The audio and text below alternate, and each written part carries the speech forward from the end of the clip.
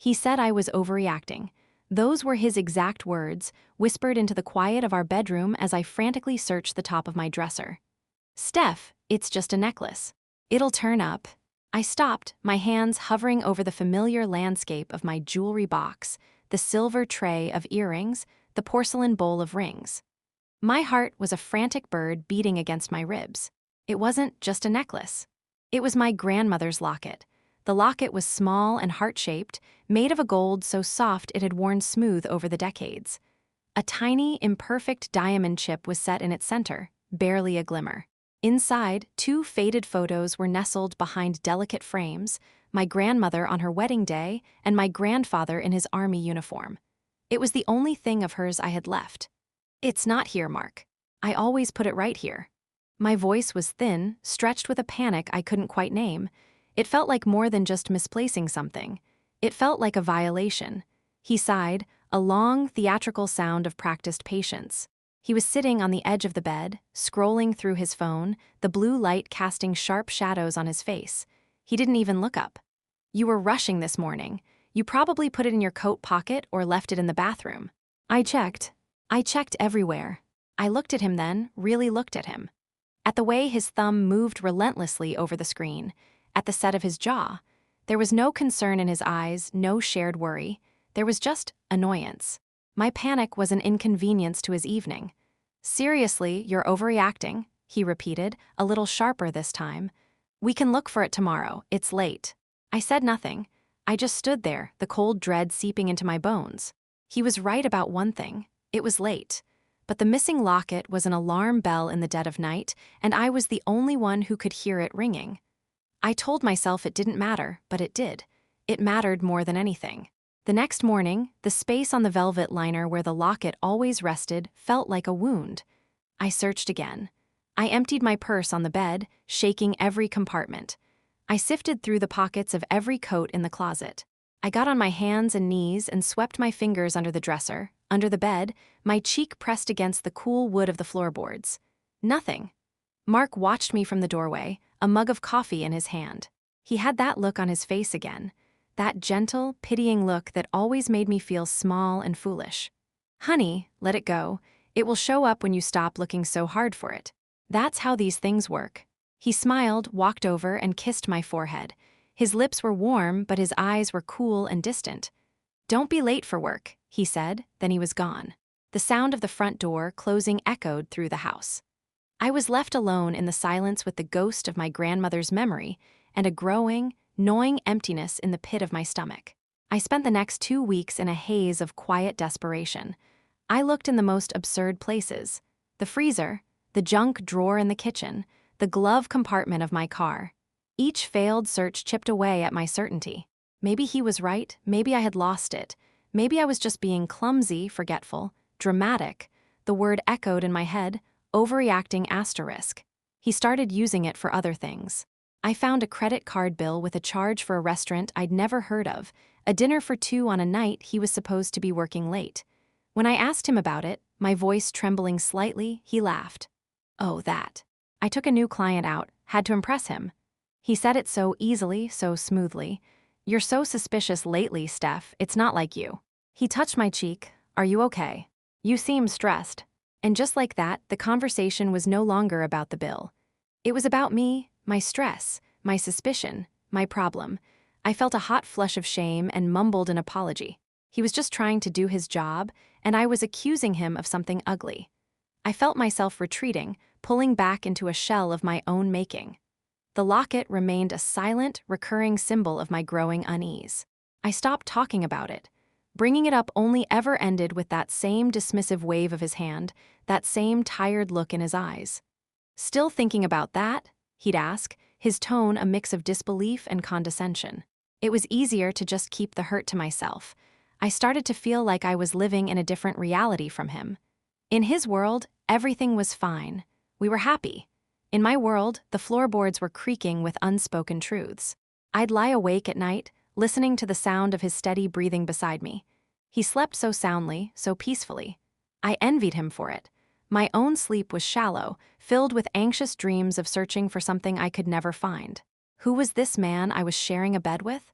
I remembered when he gave me a key to his apartment years ago when we first started dating. He'd had it made for me, a surprise, and placed it in my palm. "So you always know you have a place here," he'd said. His eyes were so sincere back then. It felt like he was giving me a key to his heart. Now, the house felt more like his than ours. My own home was starting to feel like a foreign country where I didn't speak the language. The rules were always changing, and I was always breaking them. One Saturday afternoon, I decided to call my older sister, Sarah. I just needed to hear a friendly voice to feel sane for a few minutes. I tried to keep my tone light. "Hey, you know that gold locket Grandma gave me? The heart-shaped one, of course, it's beautiful." "Yeah, well, I can't find it. It's been gone for a few weeks now. I've looked everywhere." I paused, then added in a smaller voice, "Mark thinks I'm making a big deal out of nothing." Silence hung between us for a moment. I heard her sigh on the other end of the line. "Oh, honey, you know how you get, you worry. It's probably in the last place you'd ever think to look. Don't torture yourself over it." Her words were meant to be comforting, I knew that. But they felt like tiny stones being thrown at my already bruised confidence. She was siding with him. Of course she was. To the outside world, Mark was perfect. Charming, successful, handsome. He was the man who sent my mother flowers on her birthday and always remembered my father's favorite brand of whiskey. I was the one who was too sensitive, too emotional. The one who was, in his words, overreacting asterisk. "Yeah," I said, my voice flat. "You're probably right." We changed the subject, talking about her kids, her work, the weather. But I felt a new wall go up inside me. I couldn't talk to my own sister. I couldn't talk to my friends because I knew they would say the same thing. They would all look at me with that same gentle pity. I was completely, utterly alone with this cold, hard knot of fear in my stomach. The isolation was a physical thing, a heavy blanket that smothered me day and night. The house grew quieter. I stopped asking questions. I stopped pointing out inconsistencies. What was the point? Every question I asked was just more proof of my paranoia. Every concern I voiced was just another example of my flair for the dramatic. It was easier to pretend, to smile when he came home, to ask about his day and nod along to his stories. But I was watching. I was listening. I started noticing things I had brushed off before. The way he angled his phone away from me when a text came in. The faint scent of a perfume that wasn't mine clinging to his jacket when he came home late. He always had an explanation. "It's my boss, she's a nightmare. Always texting at all hours." My coworker Brenda practically bathes in that stuff. "It gets everywhere." His answers were always so quick, so plausible. They were designed to make me feel foolish for even thinking there was another possibility. And for a while, it worked. I would nod, offer a sympathetic smile, and hate myself for the flicker of doubt that I couldn't extinguish. The real shift happened about a month after the locket disappeared. It was a Tuesday. I remember the rain drumming against the windows, a steady, dreary rhythm. Mark had called to say he was stuck in a meeting and would be home late. "Don't wait up for me," he'd said, his voice sounding distant and crackly over the phone. I made myself a small dinner and sat in the quiet house, the silence amplifying my thoughts. I decided to do some filing, to organize the stack of papers that had been piling up on the corner of the desk in our home office. It was a mindless task, something to keep my hands busy. Bills, bank statements, insurance documents. I sorted them into their respective folders. That's when I saw it. Tucked into the back of the drawer, underneath a folder of old tax returns, was a thick, cream-colored envelope with no markings on it. It was out of place. We were meticulously organized. Everything had a label. My heart started to pound. This was silly. It was probably nothing. Just some old receipts he'd stashed away. "You're being paranoid, Steph." His voice was in my head again. But my hands were already moving, pulling the envelope from its hiding place. It felt heavier than it should. My fingers trembled as I lifted the unsealed flap. Inside, there were no receipts. There were pawn tickets. A small stack of them, held together with a paperclip. My breath caught in my throat. I spread them out on the desk under the lamp, the white slips of paper looking clinical and damning against the dark wood. There were 6 of them in total, dated over the last 4 months. One was for a set of golf clubs my father had given him. Another was for a designer watch I'd bought him for our anniversary. My eyes scanned the descriptions, a wave of nausea rolling over me. A tablet computer. A pair of diamond earrings he'd told me he'd bought me for Christmas early, and that we should keep them safe in the box until then. I'd thought it was so sweet and responsible of him, and then I saw it. The last ticket. The date on it was the day after I first noticed the locket was missing. The description was printed in small, neat block letters. Ladies' gold locket, heart shape, SM, diamond chip. The air left my lungs in a single, silent gasp. It wasn't lost. I wasn't forgetful. I wasn't clumsy or dramatic or crazy. He had taken it. He had walked over to my dresser, picked up the single most precious thing I owned, and sold it. For cash. He had sold my grandmother's memory for a handful of bills. And then he had looked me in the eye, day after day, and called me paranoid for missing it. He had watched me cry. He had watched me tear our home apart looking for it. He had held me and told me everything would be okay, all while knowing exactly where it was. The rain beat harder against the glass, a frantic, angry rhythm that matched the storm breaking inside of me. I stared at the pawn ticket, at the cold, hard proof in my hands. The world around me seemed to fade to a dull, gray hum. Every lie he had ever told me, every dismissive sigh, every condescending smile, it all came rushing back, slotting into place with horrifying precision. He hadn't just been careless or thoughtless. He had been cruel. It was a calculated, deliberate cruelty designed to make me doubt my own mind. He was erasing me, one piece at a time, first my possessions, then my sanity. The front door clicked open downstairs, footsteps in the hall. "Steph, I'm home." His voice, once a source of comfort, now sounded like a stranger's.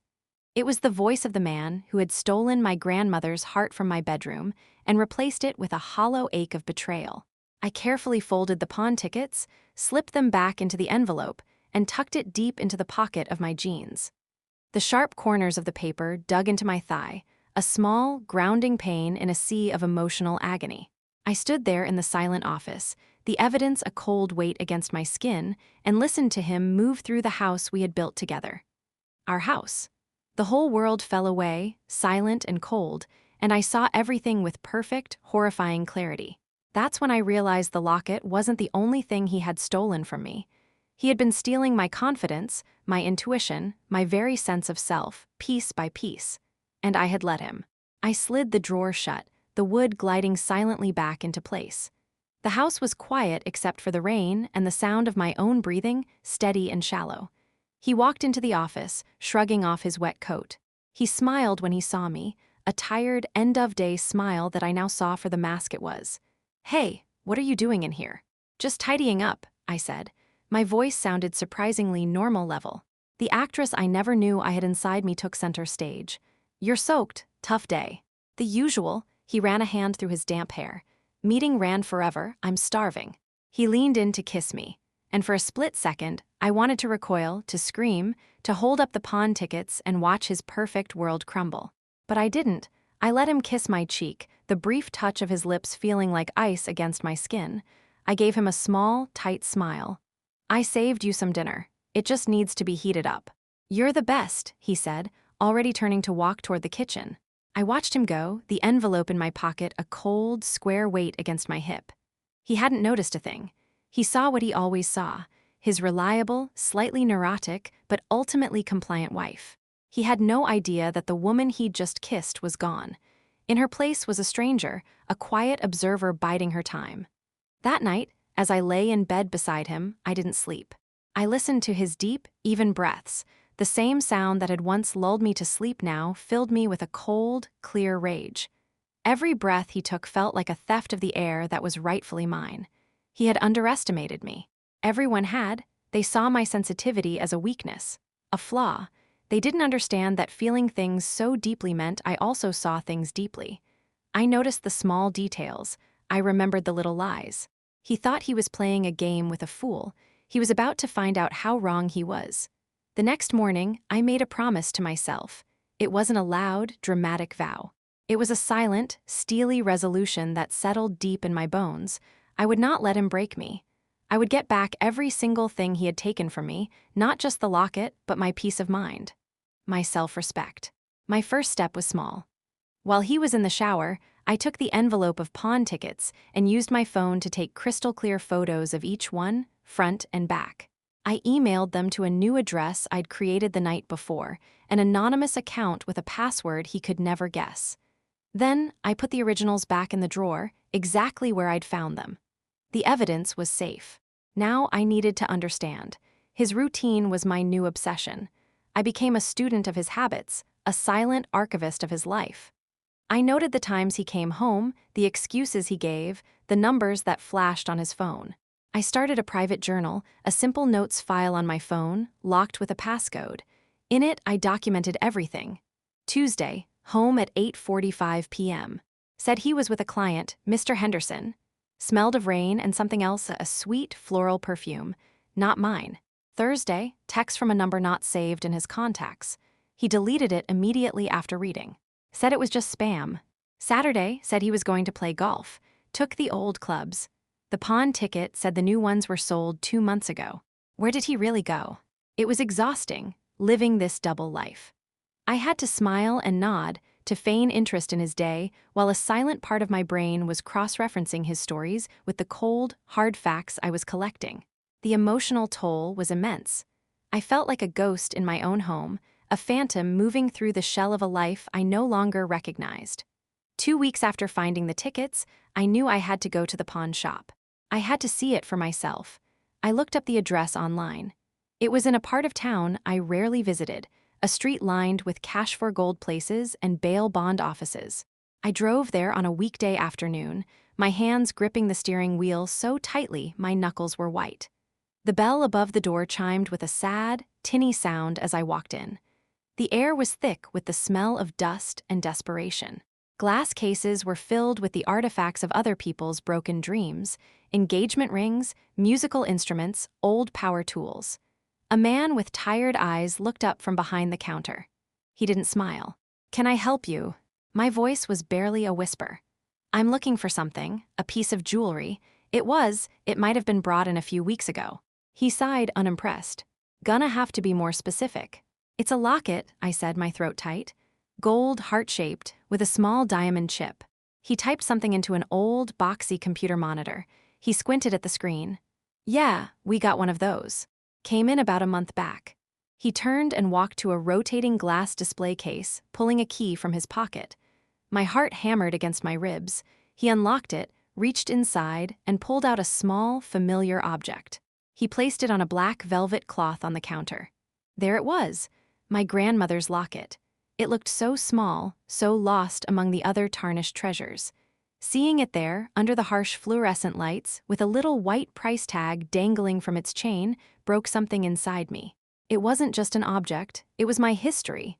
It was my grandmother's love passed down to me, and he had sold it. He had traded it for cash like it was nothing. Tears pricked my eyes, hot and sharp. I fought them back. Crying wouldn't help me here. Can I buy it back?" I asked, my voice shaking. The man shrugged. "Sure, it's for sale. Price is on the tag." I looked at the tag, $400. He had probably gotten less than half of that for it. For the price of a cheap suit, he had sold a piece of my soul. I didn't have $400 in cash on me. Even if I did, buying it back felt wrong. It felt like paying a ransom for something that was already mine. It felt like letting Mark win. I need to think about it," I stammered, backing away from the counter. "Suit yourself," he said, already placing the locket back in its glass prison. I practically ran out of the shop, gasping for the cold city air.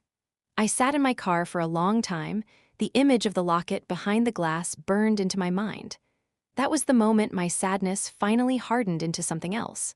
Something colder and sharper. It wasn't just about getting the locket back anymore. It was about justice. When I got home, I went straight to the office. I started digging deeper. I found his private credit card statements, the ones he had delivered to his office. He was sloppy. He'd brought one home by mistake, tucked inside a work folder. The charges told a story of a life I knew nothing about. Expensive dinners, hotel rooms, cash withdrawals from ATMs near casinos, always late at night. There were thousands of dollars in debt, a spiraling vortex of secret spending. The money from my pawned heirlooms was just a drop in the ocean, a temporary patch on a hemorrhaging wound. He wasn't just a liar, he was a gambler, and he was drowning. He was pulling me down with him, using my stability, my trust, and my inheritance to stay afloat for just a few more days. The betrayal was so much bigger than I could have imagined. Our entire life, our future, it was all being gambled away in smoke-filled rooms while I was at home, worrying about a missing necklace. The isolation I had felt before returned, but this time it felt different. It was the focused solitude of a strategist. I couldn't tell my family. I couldn't tell my friends. They would try to intervene, to force a confrontation. They would try to fix it, to push for marriage counseling, for forgiveness. But this was past fixing. This was a demolition. I knew I needed professional help, but not the kind they would suggest. I needed someone who understood strategy, evidence, and the cold, hard letter of the law. The next morning, I made an appointment with a divorce lawyer. I chose her carefully, reading reviews online. I needed someone known for being sharp, discreet, and ruthless. Her name was Miss Albright. Her office was the opposite of the pawn shop. It was clean, quiet, and filled with light. Everything was steel and glass and shades of cool gray. It was a place of order and logic. Miss Albright was in her 50s, with sharp, intelligent eyes and a calm demeanor that immediately put me at ease. She listened without interruption as I told her everything, from the locket to the pawn tickets to the credit card statements I'd photographed. I laid out the story, my voice never wavering. I was no longer the confused, emotional woman I had been a month ago. I was a witness presenting her case. When I was finished, she leaned back in her chair, her fingers steepled under her chin. She looked at me, not with pity, but with a quiet, professional respect. "He's not just cheating on you, Stephanie," she said, her voice even. "And he's not just a gambler. This pattern of behavior, pawning assets that are not his, the hidden debts, the systematic gaslighting to cover his tracks, this is fraud. It's a form of financial abuse.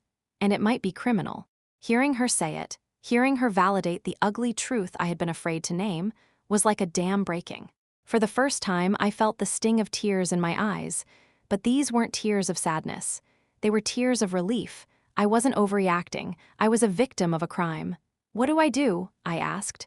"You do nothing," she said firmly. "Not yet. You continue to act as if you suspect nothing. A man this deep in a hole is desperate. If he thinks you know, he could try to hide assets, move money, or even become unpredictable. Your safety and financial security are our first priorities." She leaned forward. "We need more information. The credit card statements are good, the pawn tickets are better, but we need to see the full picture. I want to hire a private investigator, a forensic accountant. We'll trace every dollar he's spent, every asset he's sold. We'll build a case so airtight that by the time he realizes what's happening, there will be nowhere for him to run." A private investigator. The word sounded so dramatic, like something from a movie. But in the cold, logical light of Miss Albright's office, it felt like the most sensible thing in the world.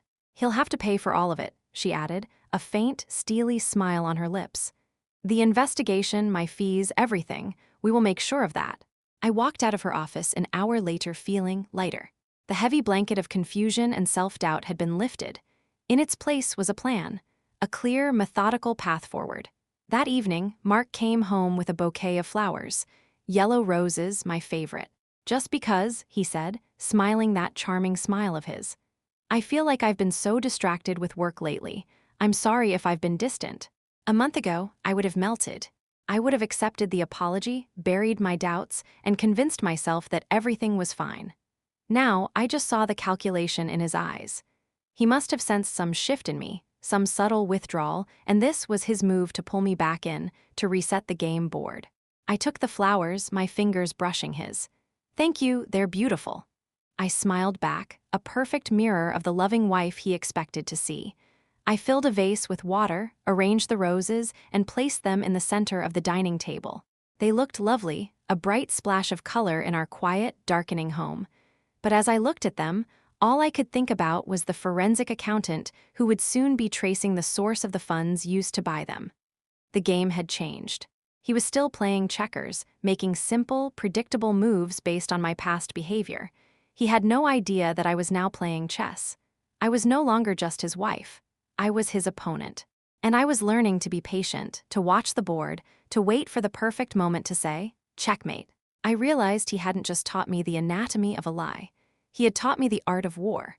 The yellow roses sat on the table for 3 days, a slow-motion study in decay. At first, they were a vibrant, defiant yellow, their petals tightly furled. By the third day, they were browning at the edges, their heads drooping with the weight of their own wilting beauty.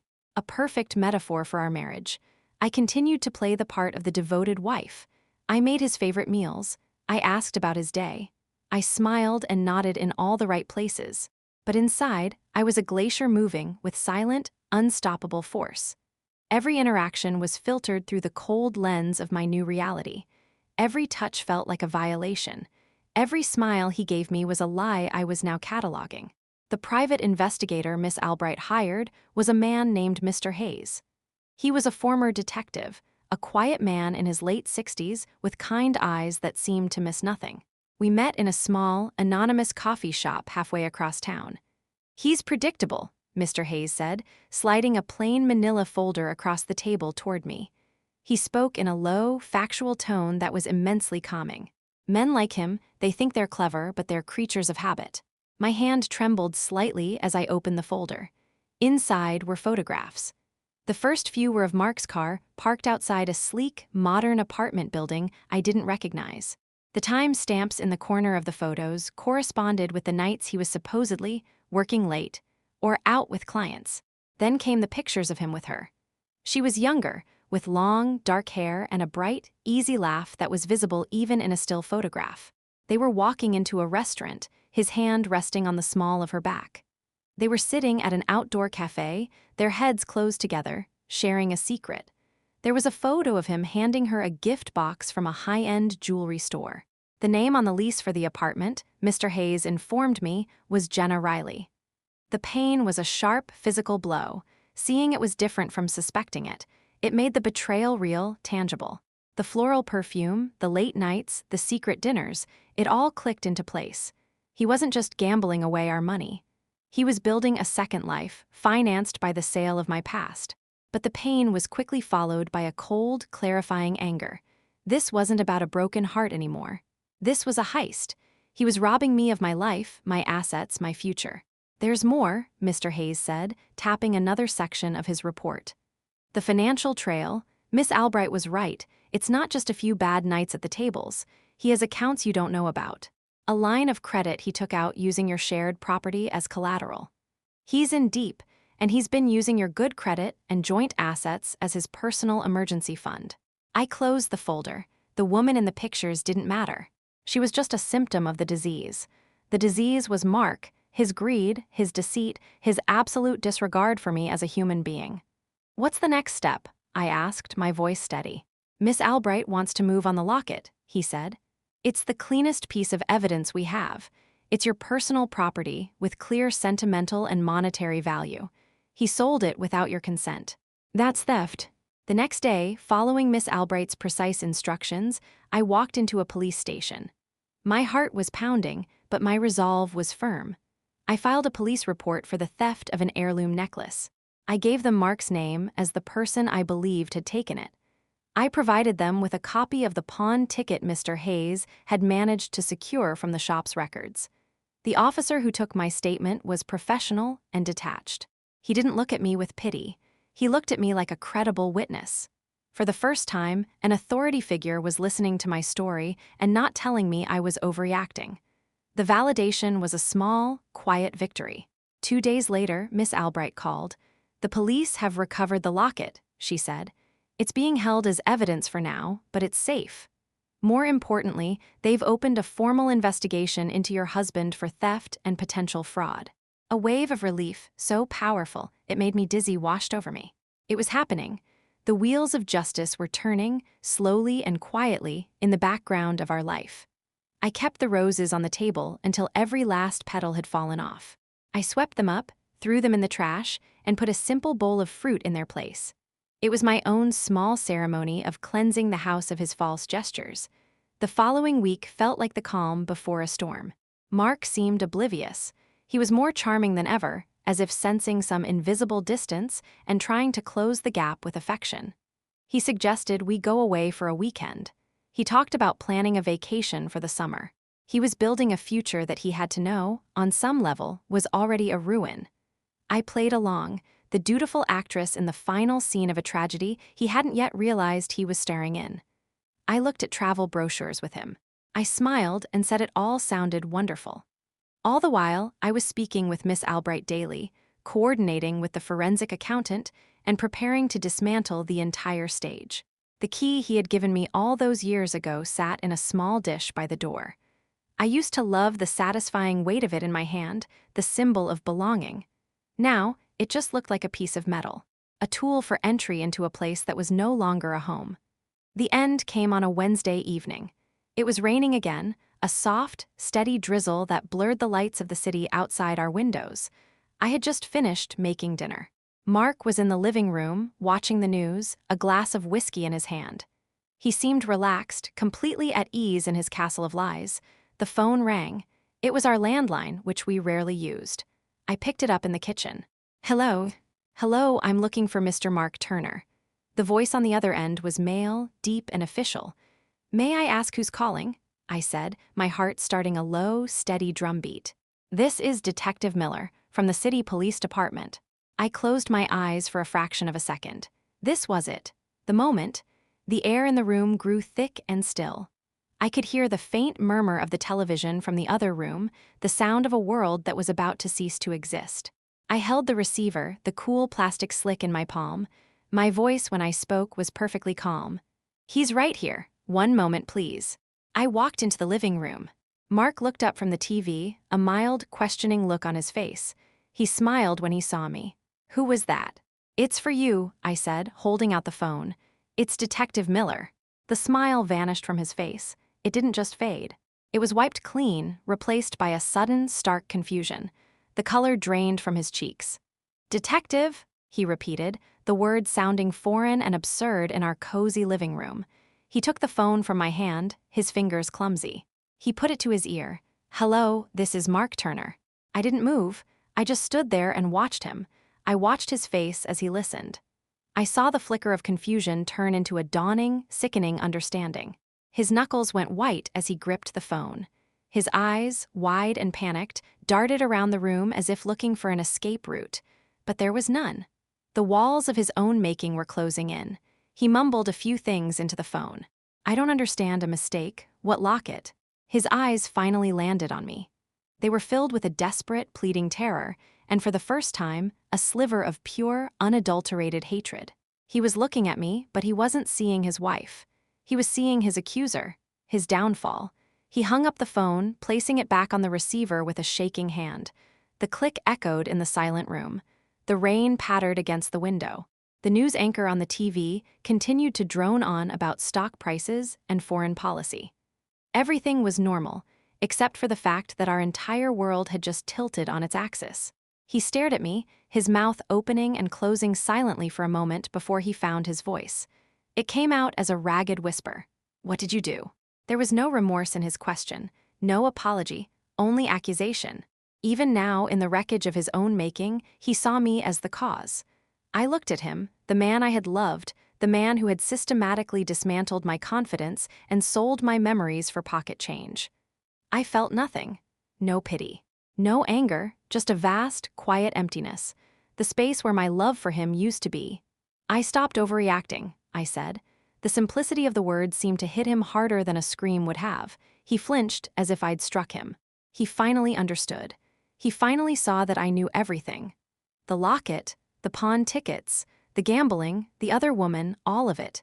He sank down onto the sofa, the fight draining out of him, leaving behind a gray, hollowed-out shell of the charming man he pretended to be. He put his head in his hands. I didn't wait for him to say another word.